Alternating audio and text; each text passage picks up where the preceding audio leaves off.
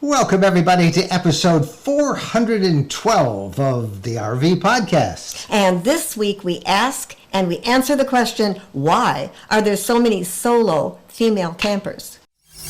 Welcome, fellow travelers. It's time for another episode of the RV Podcast. Answering your questions, sharing tips, suggesting great trips and off-the-beaten-path adventures, and always staying on top of the RV lifestyle news you need to know about with great interviews and inside industry information. Here's your hosts, award-winning journalists Mike and Jennifer Wendland. Hello, everybody. Welcome to the podcast. I'm Mike Wendland. This is my lifelong traveling companion and my bride, Jennifer. And it's great to be with you. We have survived Labor Day. We're now in what I think, Jennifer and I think, is the best season of the year to go camping. Usually the crowds aren't there during the week. On the weekend, they're still out in full force. But during the week, if you are lucky enough to be able to travel then, it's absolutely beautiful out. The bugs are normally gone. And it's a wonderful time to camp. Trees are already starting to turn color in the northern states. We noticed that this week. Yeah, they're turning fast. Yeah. So this is the lull before the travel storm for Jen and me. We are about ready to hit the road. Our first stop will be Hershey, Pennsylvania. We'll be leaving there for this coming weekend. We'll be leaving for there. And then after that, it's just one thing after another. Hershey, Elkhart Open House, our RV Lifestyle Gathering in Tennessee in October, some great weekends up north, and probably a hunt for some Michigan property. And I guess we could tell them we're kind of narrowing the hunt down a little bit. It is definitely narrowing down. We had 2 free weeks, so naturally we went looking for property in Michigan that we can turn into kind of a private little RV retreat. And we've got a really strong possibility. We'll share that with you when it's more than strong, if that happens. A little too early to say right now. But, should we tell everybody that Bo is going to Pennsylvania with us? Yes. Because we're going to be in Pennsylvania really from a week. Next 8 weekend days. On until the following weekend, 8 days. Longest we've ever stayed at the Hershey RV show. But you can't take dogs into that show. Unless you can put them in a little doggy stroller. Unless they're, a cat dog about that size. It's more cat than dog that you can put in a stroller. Is it size or is the rule being in a stroller? I think it's got to be in a stroller or something. Bo, who's over here looking at us right now. Hey, Bo. I don't have the other cameras on, I'd show you, but Bo is definitely not stroller size. But we really didn't have anybody to watch him, and he doesn't really we do so much. He's with us 24/7 because we're usually on the road camping, and he's with us. Just look at our videos. He's in every shot. So Bo is going with us, and what we did is we rented an Airbnb that's pet friendly. And Bo he's adjusts pretty well. He'll probably stay there. We'll limit our time at the show to 4 or 5 hours instead of all day. But that's the best solution we can make. Do we tell people about a doggy daycare that we had checked into? Yeah, we saw a really promising doggy daycare, and we called them, went through the whole application process. Good grief, it's like putting your child in an exclusive preschool or something. They go through all these questions, but we got to the point where we gave them the dates we wanted. I said, "Oh, you're not from here.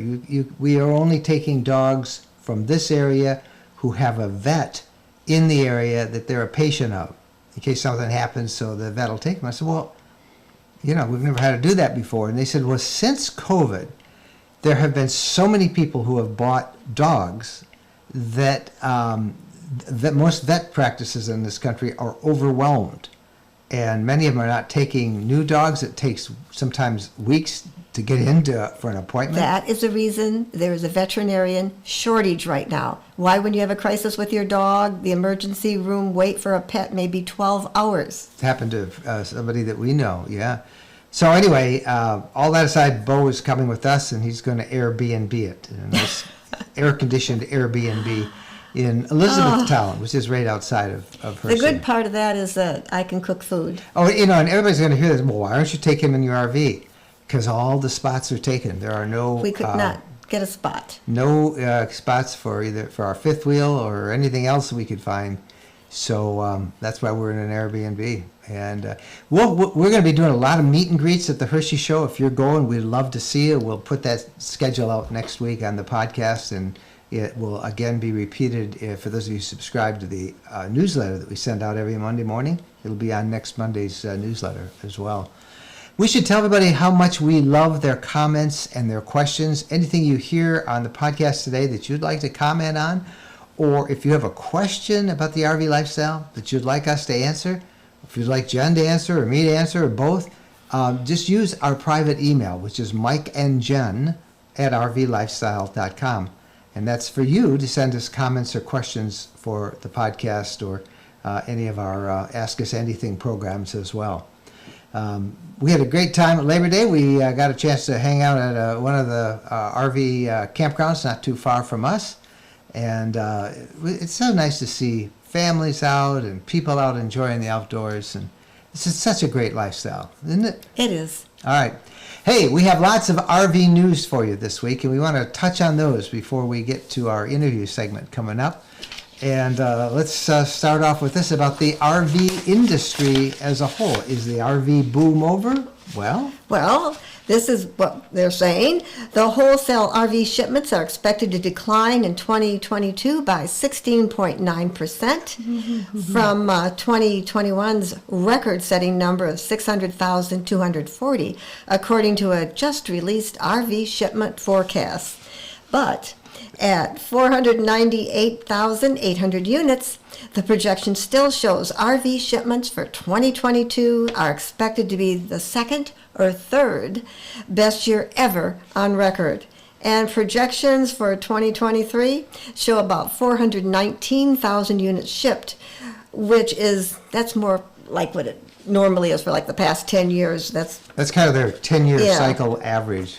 And that was, the projections were released by the RV Industry Association. Now, I want to point out that while they spin it really well there, this year, RV shipments are down almost 17%.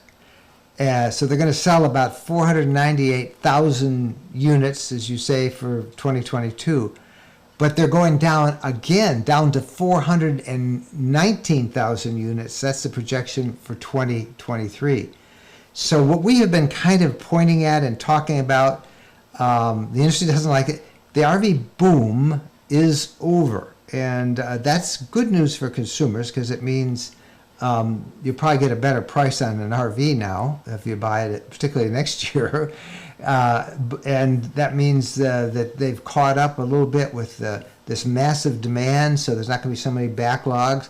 We're picking up a new RV next week in Hershey, and we ordered it almost 2 years ago, and that's how long it took. So hopefully those production cycle delays are going to go, but definitely a big drop, 17% this year, and I can't do the calculations, but a pretty good drop again projected for next year. So still healthy. The industry is very it's healthy. very yeah, healthy. I don't want to make you think it's not a healthy industry. It is very healthy. But It had to couldn't- come down because oh it my was gosh, crazy. It was insane. There was no way it could It's keep insane. doing what it was doing. So by no means is the industry panicking or anything like that. This is more, they've been able to take a breath now, and this is what normal demand is, still up from where it's ever been. So all that's gone. Kind of a great story. I love to follow these stories. I've shared before my Bigfoot hunting story when I was working for an NBC station, and we went up and spent the night in a swamp looking for Bigfoot. But last week, 3 people in the South Carolina State Park swear they saw Bigfoot. It was at Hunting Island State Park. It's in South Carolina, and this report was made public by the Bigfoot Field Researchers Organization. And that is, it sounds crazy, but that's a pretty reputable organization. They really do try to screen out these reports from the crazies and stuff. You may not believe in Bigfoot at all, that's fine. But they do have some serious investigative work that they do when they look at these reports. You know, often they just come down to people swear they saw them, and how do you prove it's not? But these sightings happened August 2nd, and it happened around noon when people were in their car, they were leaving the lighthouse at Hunting Island State Park, driving along a slightly curved road, and they said as they made this curve, there was this creature standing, and they got to within 15, 20 feet of it. They said it was about 5 to 6 feet tall. Its legs were about 3 feet tall, which would make it kind of 3 feet apart. It's three. It said the legs were 3 feet tall. Oh, okay. 3 feet tall, which would make it kind of small, according to most Bigfoot sightings. But Yeah. They said it all happened very quickly, quicker than they could take a photo. The thing was gone. But it's just a fun story. Okay, so what would be fun is to get a gorilla costume and No, you might get shot. We thought of that one time just for fun. No, but I remember. bet you would think of that just for fun. But I ended up talking to. I've done a fair number of stories on Bigfoot sightings, and remember one year we had 2 different groups, rival groups. It was supposed to be a really hot spot in Michigan, and they were both looking. And one guy, they were going to get photographic evidence, but the other group, they were going to kill it. Because they figured nobody would believe the photos, but if they killed one, they'd believe it. So I'm not going to go running around the woods dressed up, because there may be more of those kind of hunters out there. Yeah. All right, that's a fun story. This is a serious one, though, that you have. Okay, if you are boondocking or camping somewhere out west off the beaten path, be sure to find out if the area you plan on camping in allows campfires. Last week, an illegal campfire was blamed in California for a fire that spread to 34 acres. And each year we hear of wildfires starting this way. And now is the season when drought conditions are severe in many parts of the West. Yeah. And even Yellowstone National Park has issued a high fire danger alert, banning blazes in the backcountry. So you got to check, folks, before you start a fire, make sure it's okay, particularly fall when everything's dry. Yep. Okay, it's Labor Day now in the back pocket. It's time for great fall camping, as we've already talked about, but it's also time for fall RV shows. All around the country, they really kick off next weekend, and we will try and do this several times, between now and when it stops just before the holidays. But let's start off the first one, September 8th through the 11th. Cleveland, Ohio is the place. It's the Ohio Outdoor Fall RV Festival. And then September 14th through 18th, Hershey's, America's largest RV show, the Giant Center, Hershey, Pennsylvania. We will be there. We'll be making meet and greets, and you'll find us. We'll put that schedule out. The same weekend, September 15th to the 18th, it's in Charlotte, North Carolina. It is the Charlotte Fall RV Show and Sale in Charlotte, North Carolina. September 15th through the 18th, Portland Falls RV and Van Show, the Portland Expo Center, Portland, Oregon. All right, September 16th through the 20th, it's the Maryland RV Show at the Maryland State Fairgrounds in Timonium, Maryland. That's always a big show, big show. September 23rd to the 25th, Indianapolis Falls RV and Boat Show, Indiana State Fairgrounds, West Pavilion, Indianapolis, Indiana. And then September 28th through October 2nd, this is always a big show in Michigan, is the Detroit RV and Camping Show. It's held at the Suburban Collection Showplace in Novi, Michigan. Again, the dates on that, September 28th to October 2nd. Remember, an RV show, if you're shopping for an RV, is where you'll find all the different models, so you can see them very efficiently in one day. You can try them out, go inside, try the bed, lay down the bed, see how much room you have, and you'll probably get the best price at the show. So attend an RV show near you, and you'll be happy. And we can't wait for Hershey. Hershey's where they introduce all the new 2023 models. 1,300 models will be on display at the Hershey RV show. 400 manufacturers and dealers will be represented, and we'll be there, and we can't wait to meet many of you. All right, time for us to take a break. When we come back, we're going to talk about girl campers. Stay with us. Tired of overcrowded campgrounds and competing for reservations, paying high fees for sites? Well, ownership is an emerging trend in RVing that might be right for you. It was for Jen and me. We bought some land just west of Nashville, Tennessee, in an incredible collection of mountaintop RV properties called the Woodlands at Buffalo River. These are 5 to 62 acre properties that allow RVs year-round starting at $79,900. And we loved it. The scenery is breathtaking and you can own it outright. It's not a timeshare. It's your property, your way. You can landscape, garden, bring your pets, build what you want to. There's high-speed internet and it's so private. It's a great place to make your home base. No more calling around for reservations, ready whenever you want. And they're selling these properties by appointment, 5 to 62 acres, $79,900. Financing, big discounts available on multi-lot packages. For information, visit myrvland.com, myrvland.com. When we're on a road trip, we always seem to find a way to stop at a Camping World center. There are over 225 Camping World locations across the country, and there's always one close by when we need parts and accessories for our RV or just want to shop. In fact, we have so much fun with Camping World, and as we talk about it as one of our sponsors, they have agreed to offer a 10% discount if you use the coupon code RVLifestyle10 when you buy $99 or more in merchandise. You'll find everything you want, from outdoor furniture and appliances, the ones you see us use in our videos and we talk about here in the podcast. RV extras that include everything from camping chairs to fire pits, electrical accessories, must-have gadgets. Check them all out.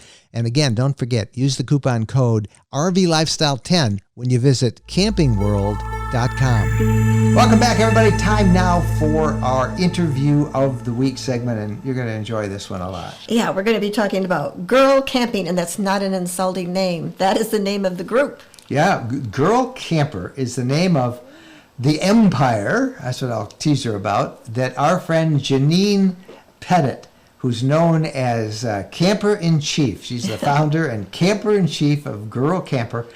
We'll put a link on the website, but it's a website, it's a podcast, it's a YouTube videos. It is a massively successful Facebook group, all dedicated to female travelers. Now, most of them are solo travelers. They travel either with themselves or a girlfriend or a woman friend, if that's what you prefer. But that's what they call it. That's what Janine calls it, and they all love it. Camp like a girl was her motto for a while, and it's a pretty cool way to camp. As you'll hear in this interview, there are a lot of women campers out there on the roads. It seems to be growing more and more. And one of the things that we asked Janine is, why don't we see as many solo male travelers? And the feeling was that maybe men travel a lot with their work, with their jobs, and they just want to sit home. They don't want to go out and see all of that. And they always say opposites attract. So when people get married, sometimes your spouse doesn't want to travel. That's what happened with Janine, as a matter of fact. You're going to love meeting Janine. She's been on the show before, but we haven't had her on for a couple of years. And she's now launched a really nice coffee table magazine called Girl Camper that is really a work of art. And we'll see her, by the way. She'll be at Hershey as well, so we'll see her in person. But we got with her last week, sat down, and talked about this whole thing, this whole movement of women traveling alone and camping. Girl campers. Meet with us, Janine Pettit, the Camper-in-Chief. Well, the girl camper herself, Janine Pettit, joins us right now. Hey, it's great to see you again. It's great to see you too. It always is. Usually when we bump into each other, we're at a trade show and it's like, hey, Mike and Jen, hey, girl campers. Yeah. Well, we'll be like that at Hershey this month. And oh my gosh, it's going to get crazy. So it's been a couple of years. Actually sit down and I'll get to do more than wave at you when you go by with the followers after you. It will be nice. I can't believe it was 2017 when we last connected. 2017. So you got to update us on what's been happening. Yep. So I know a lot of stuff has been happening, including what's on your wall behind you. So why don't you give us a quick update on what all has happened with the Girl Camper? Oh, well, every time I get a little window where I think, okay, the podcast is going well, just take a breather. I'm not very good at breathers, I guess, because the ideas are always percolating, right? And so I got this idea because people frequently write to me and say, why don't you host events? And the problem with that is I'm here in New Jersey and, like they're all over the country, right? But you and all three of us, we do the same thing. We inspire people, right? And they want to get out there. And I think it's a little different when you're a solo woman traveler. You require a little more hand holding. It's not that we don't possess the ability to do it. When you're doing it alone, which a lot of our women are, you need a little more hand holding. And that's where hosting events is a little more fruitful than it is for couples. Like, what could go wrong? If you get a flat, someone's going to call and you're going to flag them down. You're together.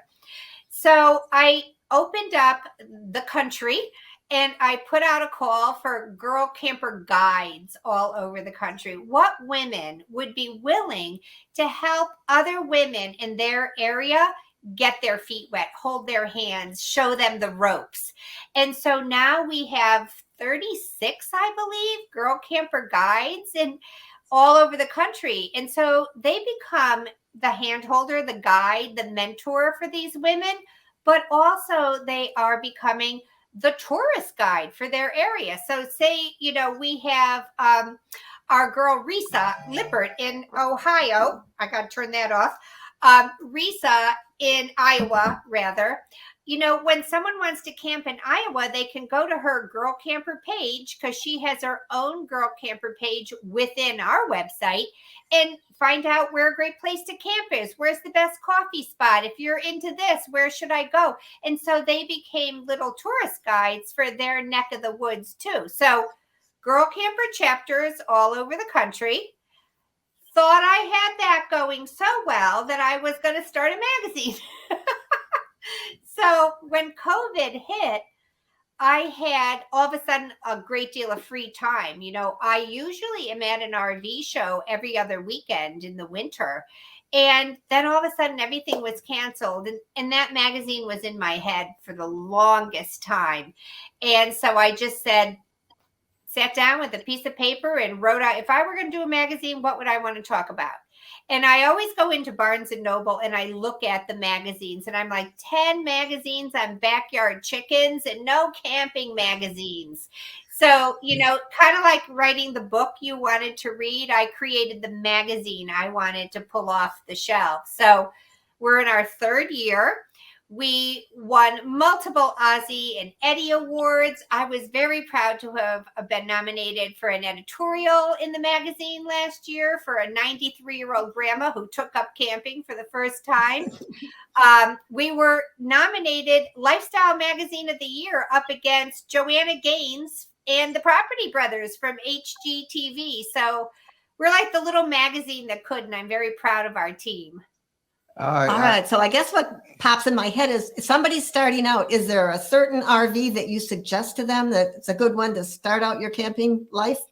Well, we try to show everybody all the options, but I'm a big proponent of start small and work your way up. Really, we say at Girl Camper that there's no wrong way to camp like a girl. So if you're a hammock hanger, a tent camper, a car camper, a van driver, a cabin renter or an RV puller, like we're going to help you. But if you have it in your head, I'm going to tow an RV, start small, get yourself a teardrop, have a safe place to sleep, get yourself off the ground. But unless you have experience, there's no need to go out there and get a 37-foot travel trailer. Well, one question I have is, it seems to me, and it's anecdotal, I know, but from our travels, from the email we get, that there are more solo female travelers than there are solo male travelers.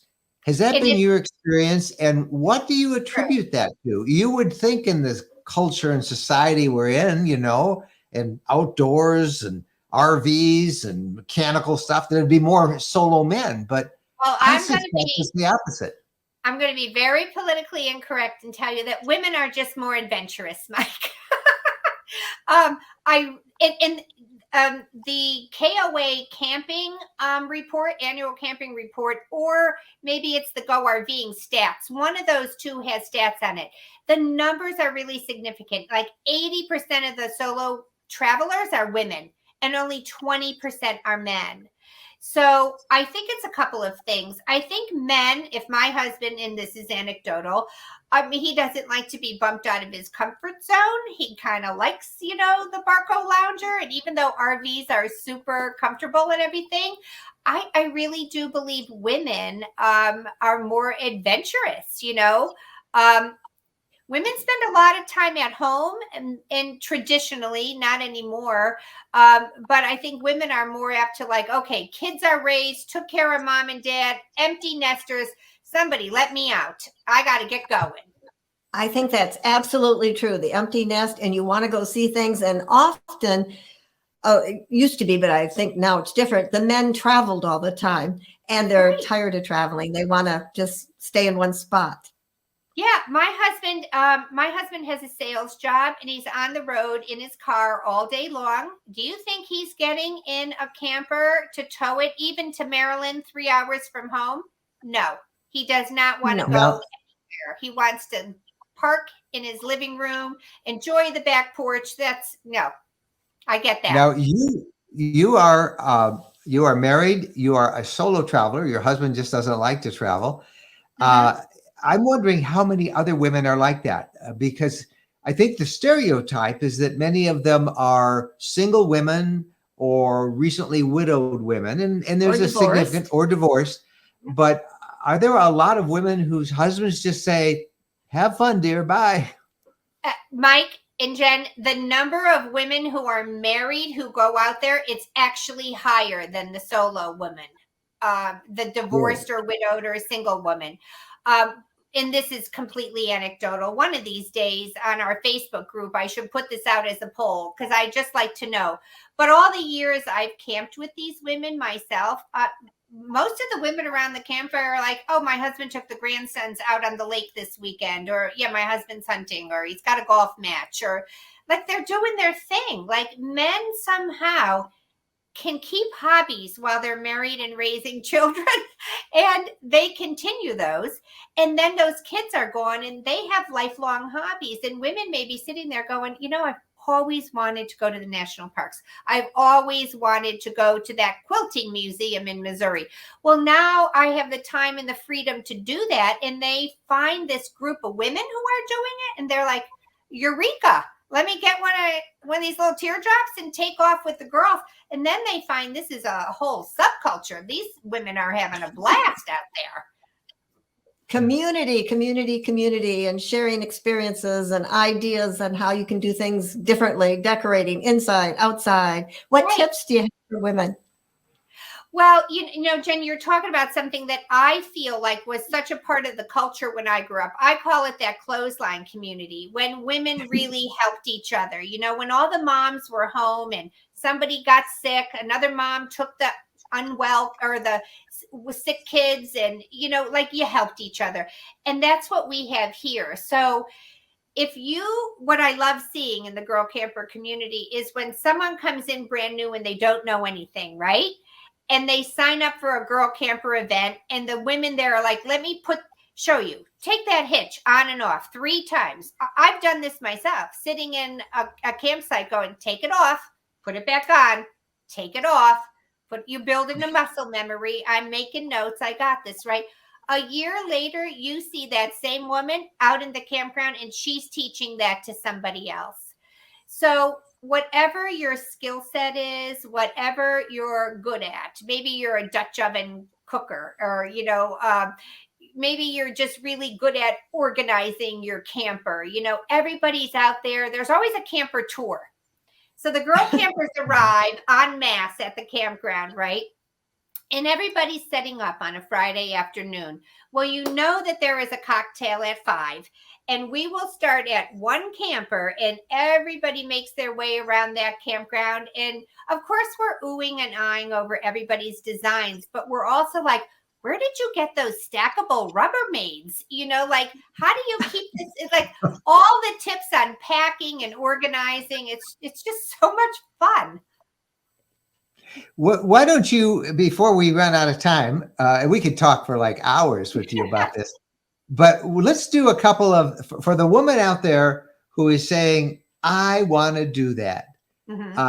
Give her some hints, and then we'll come back and for those who have been camping for a long time, what are their big concerns? Are there issues about decorating or what?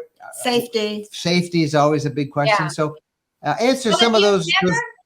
Yeah, if you've never done it before, let's say you're on our Facebook group, which is 330,000 women now in our 330,000. That's huge. Is that madness, right? And so you're on there, and I read those threads at night when I sit down, see what everybody's talking about, and it's often thank you, thank you, thank you, or hey, everybody, I did it. I just got my big girl pants on and I got myself out to the campground and it rained buckets, but I sat in my tent or my camper and I did this and I did that. And the encouragement and support that comes back is so beautiful to watch. So if you've never done it before and you want to join our Facebook group, Girl Camper, and just put it out there. What's your stumbling block? Because it's different for everybody. Like Jen just said, some people are really hung up on safety. Am I safe out there? So pose that question to the group of what your fear is. So, and then I would say, get the support of people nearby. And if you're doing a trip for the very first time, maybe don't even worry about a tent or an RV. Rent a cabin at a campground. Pick a nice resort campground and rent a cabin and just talk to people. Get the feel for it, right? If you don't have an RV at all, borrow a tent from someone and just go, right? Get your feet wet close to home. Good advice. That is. What do you think are the biggest? Don't make a lot of money investment. Just borrow. Borrow from the neighbors. You don't need a lot. How has the camping world changed for girl campers post-COVID now that we're getting, some say back to normal, the new normal, whatever that is? Has it changed any? Are you noticing any new trends besides this 80%, that you talked about, our solo female travelers, of solo travelers of all? Well, I think what I'm seeing is a bunch of people are so darn happy to be out there again, right? But I think what we're also seeing, and you guys have to be seeing it too, is during COVID, everyone was like, I should be camping. I should get a camper. I got to get out of this house, right? And so the camping community is full of newbies. So I would say if you are out there post-COVID, lend a hand to those people who are still learning the ropes. That's great. Good advice. That's awesome. Well, we look forward to we're going to put links to all the girl camper resources in the show notes for this episode. Oh, thank you. You are one of our favorite people, have been ever since we started. Tell everybody, just to introduce yourself to them a little bit. Most of your followers will all know that you're on, and they're going to say, oh, Janine. But for those who don't, how did you start? How long have you been doing this? And how often are you on the road?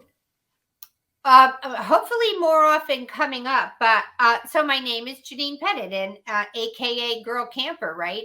Almost no one calls me Janine anymore. I'm Camper in Chief, which my gang at work here gave me, and I think is so cute. And I grew up in a camping family, and I just always loved camping. It's just some of the best memories of my life, and I always wanted to return to it. And I had a husband with zero interest in camping. We took our kids camping once with a borrowed camper, and I had so much fun. And he looked at me and said, I'm so glad that's over. And then he was just like, who got that off the list? She's been bugging me about that for years. And then I found out there's just women out there, and, men don't wait for us to do things with them. Let me just go. I drove my parents' motorhome from New Jersey to Illinois when I was 17. Like, I was not afraid.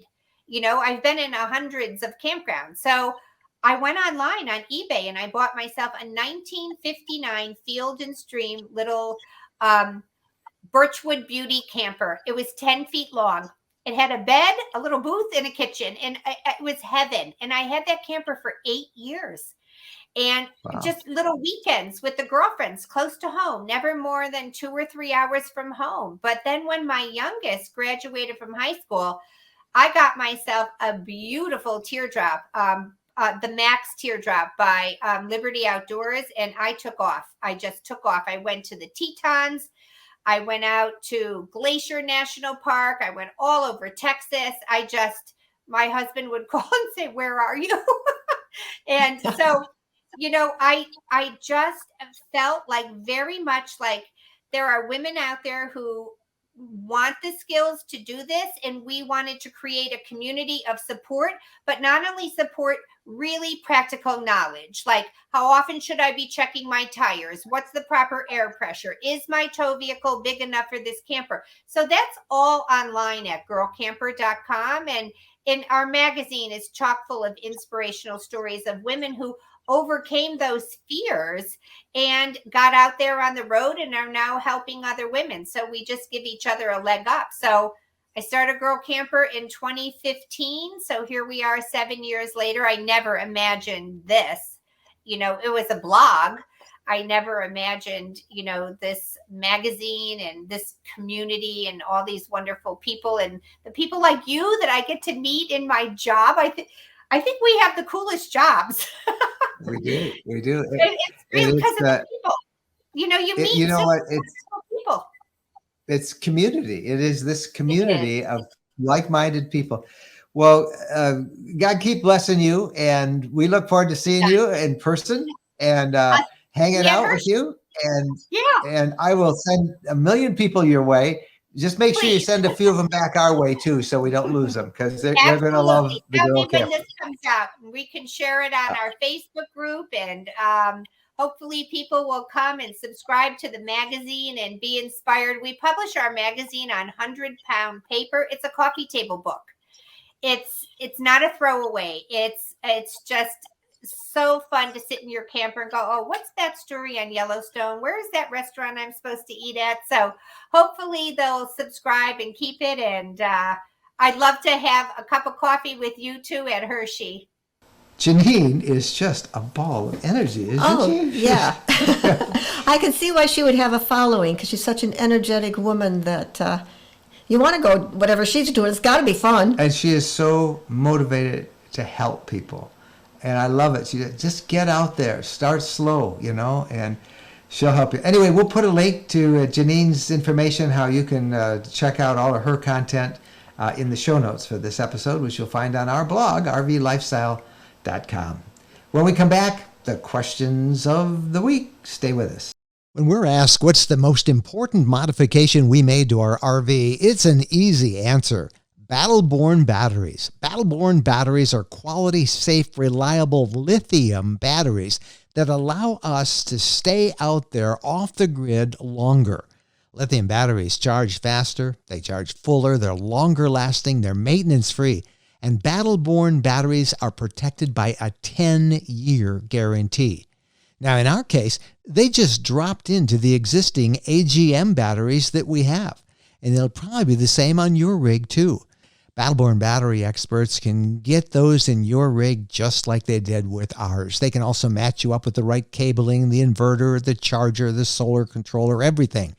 Jennifer and I swear by our Battle-Born batteries. They allow us to boondock off the grid. Check them out. Go to rvlifestyle.com/lithium. rvlifestyle.com/lithium. All right, welcome back, everybody. Time now for the RV Lifestyle Questions of the Week. A couple that we want to attack this week. Again, if you have a question that you would like us to answer or comment on anything you've heard today, you just use our personal email and send it to us, Mike and Jen at rvlifestyle.com, and we would love to hear from you. All right, this one is really for you, Jennifer, and let me read it. It says, we are weekend and holiday campers, and it seems like we are always packing and unpacking. Jennifer, would you share what you leave in the RV and what you take out after every trip so I can streamline my process? And that's from Cindy. I don't think there's any way to get out of being camping or packing and unpacking. There's the obvious things that you have to take out, like emptying the refrigerator, your dirty clothes, towels, wiping everything down, making sure everything's ready to go the next time. It depends on the climate that you live in, whether you're comfortable leaving a lot of your food in the pantry or in the RV because it might be too cold or too hot. You don't want things to get ruined. I think of like prescription drugs that are supposed to be kept at a certain temperature. Even look at what it says like on your whatever you use for ibuprofen or whatever you use, what temperatures can that be left at? Because it gets really hot in an RV. And if you don't think it's going to spoil, you can leave it. When we close up for the winter a little bit, I will take things out and put things back. And you just get a container that's convenient for whatever you're going to bring in and then take it back out again. So you can just bring it in that little container, find a spot for it, and then when you leave again, take it back in that same container. That'll save you a little bit of paper bags that rip. We've got lots of videos of me carrying things around paper bags with the bags ripping. Yeah, we know when to talk. You could go to our YouTube channel and you can see a couple of pictures. There's one video I ended up doing about all the stuff we packed for a 2-day weekend trip. Take a look at that and then see if we have any credibility in telling you what to do. But you can leave some clothes in the RV, you know. Raincoats, lightweight jacket, heavier jacket, mittens, hats, sweatshirts, boots, hats, yeah. Yeah, things that you can leave out there. I'm thinking that you're thinking more of like food. Food you should never leave, even in your pantry. I would urge you to caution because, you know, if mice get in, they'll find it. And boy, that makes a big mess. So. And my advice is as soon as you get done, if it's at all possible, clean the thing out. Wipe down the refrigerator. You have to leave the door ajar anyways so that it doesn't get nasty smelling in there. But whatever you can do, or the next morning, wipe it, clean it out, sweep it out. And it's such a joy the next time you have to go that you don't have to clean it before you fill it. You know, thinking of all the newbies out there, if you caught what Jen said, after you park your RV, you know, between trips, you've unplugged it, you're not leaving the refrigerator running, open the 2 doors. Otherwise it gets musty and it smells in there, and you want to open that door and have the airflow. You don't want mold in there. Because you'll get mold and it'll get pretty nasty in there. So when the refrigerator's not on, obviously, leave those doors open. Mm-hmm. All right, you had a question. All right, I've got a question here. We've been following what you two have been doing with the property you purchased in Tennessee. We're looking there and elsewhere, but haven't a clue about how much we should figure to develop whatever land we get. How much money, I think. How much money it's going to take to develop this land once you buy it. We would want a couple of RV pads and all the hookups, water, electric, septic. Someday we may build a cabin, but for the first few years, we'd use it for our motorhome and our daughter and her family and their 20-foot travel trailer. And this is from Jay and Sandy. Well, Jay and Sandy, that question is pretty hard to answer. It's kind of like saying, how long can I run my air conditioner on my batteries? And you really can't give an answer to that because you don't know how humid the RV is. You don't know what the temperature. So just understand that I can't give you what it'll cost you to develop the property you buy. Yeah, it depends on flat land, hilly land, trees on the land. Do you have to cut a driveway? And the septic field, I check in your area, whatever you're interested in. How much does a septic field cost? Oh, it depends. $5,000 to $10,000? It depends on how big of a septic area you're going to make. You say you might have a cabin someday. You will want a tank that would hold. They go by the size of the house that it might service. So if that's what you want, if you're thinking someday you might want a cabin, or if you're going to resell that land, somebody else may want a cabin. It's a big draw. Say you put in a septic tank that will handle a 3-bedroom house. That is what we did. If you've been following us, you know that's what we did. But the price depends on local ordinances, how much of a septic field you have to have, what kind of a field the local health department wants you to have. I'm going to give you a ballpark estimate on it. And I think this is absolutely right on. But whatever you pay for the property, okay? Say you pay, $100,000 $50,000 for a couple of acres or whatever it is you buy. Figure half of that, at least half of it, is going to be spent on developing it, putting in your pads, clearing the trees, excavating everything you have to do, running your utilities, your electric. Right there, there's a lot of difference, whether you have to dig a well or if you can tap into some water. Right. If you have to dig a well, figure $10,000 to $15,000 for a well, and it depends on how deep they have to go. If you Yeah. go, you know, that's like for maybe 100, 110 feet. If you have to go deeper than that, which in many places you have to, it's going to cost more. If you're going to run your electric utilities underground, that's what we did.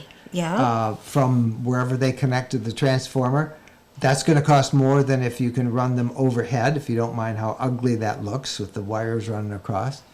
So figure half of the cost At of the least. land in what it's going to cost you to develop it. And And I think about ours because we did underground, which is very pricey. And what did they do? They brought that pole in, what, 1/3 Yeah. the length of our, or half the. Yeah. I mean, so we got this big pole, and then just it's not that far that it's underground. I'm like, should Yeah. have just left it above ground. Yep, but it's more than just buying land and then you're all set, because and now can you do some of the work yourself? Maybe if you're handy with all that stuff, maybe you and your son-in-law Check the can local help folks you. around, for Yep. prices. Always try and hire local contractors because they'll know everything you need to do. They'll know the local people that you have to get permits for. Don't forget you need permits. Those cost, all that stuff. So that's as specific as we can be, but And maybe you had a full list of what you wanted. It wasn't like you just wanted it's a cement RV pad. pads, water, electricity, septic, two Yeah. pads. So it's, But you're going to have so much fun. Yep. So we just did that with Tennessee with our property, and hopefully in a couple of weeks we'll be able to share something about Michigan, where we hope to do it on a little different scale, but we also want to do it there too. So, but we really have had fun. In fact, our fifth wheel we've left it back at our Tennessee property. We can't wait to go And back. I miss it. Yes, I do too. I can't wait to go back, and I have a security camera up, and I love to about 10 Look times at a it. day I'm looking at it. I saw a deer run across the way the other day. I saw a deer run right across. I our bet they are driveway. running across. They're hunting them down there. Yeah, I'd be maybe running they- too. You might too. All right. Again, send us your comments, your questions. Mike and Jen, RVLifestyle.com. Next week we'll be on the road. We'll come to you someplace from near Hershey, Pennsylvania, on the eve of the opening of the big show, America's largest RV show in Hershey. We can't wait to be there. Can't wait to meet many of you in person. Till then, thanks for watching. Happy trails.